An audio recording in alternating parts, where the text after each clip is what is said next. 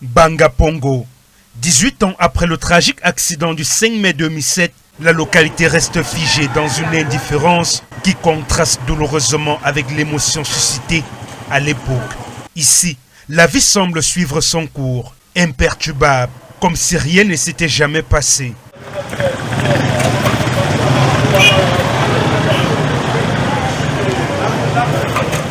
Les promesses faites dans l'élan de la compassion se sont depuis éteintes. Des engagements formulés à la rate sans lendemain. Bon, depuis là où il y a eu crash en bas, là-bas, on avait fait comprendre qu'on avait boudonné la route. Mais jusqu'à aujourd'hui, c'est comme vous voyez là, l'état de la route.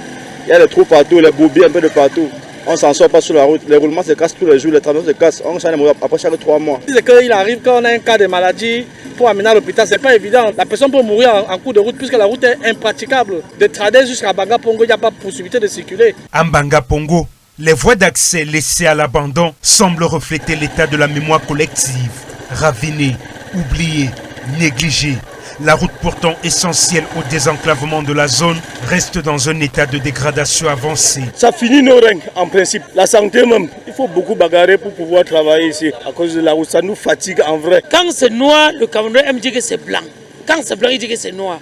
On a trop souffert sur la route. Ici, chaque passage devient un parcours de combattants. Les conducteurs, eux, doivent faire preuve d'une habileté remarquable et d'une patience à toute épreuve. Le nid d'abeilles, nid de poules partout. L'eau est stagnée partout, il n'y a pas de rigole. Nous, on a ce problème-là. Ça nous permet de bien rouler à moto. Les quelques chantiers entamés sur le tronçon, puis subitement abandonnés, ne font qu'accroître le scepticisme des riverains. On attendait qu'il commence par Tradex pour s'arrêter là au niveau où il devait s'arrêter, que de commencer au milieu. Comme le Cameroun, c'est le Cameroun, on espère qu'ils vont continuer par la suite. Parce que nous n'avions rien compris pourquoi est-ce qu'on a commencé la route au milieu. Mais quand on a commencé au niveau de Saint-Tropez, ça s'arrête ici à la Mado. Vraiment, c'est le folklore dans le Cameroun, ici au Cameroun.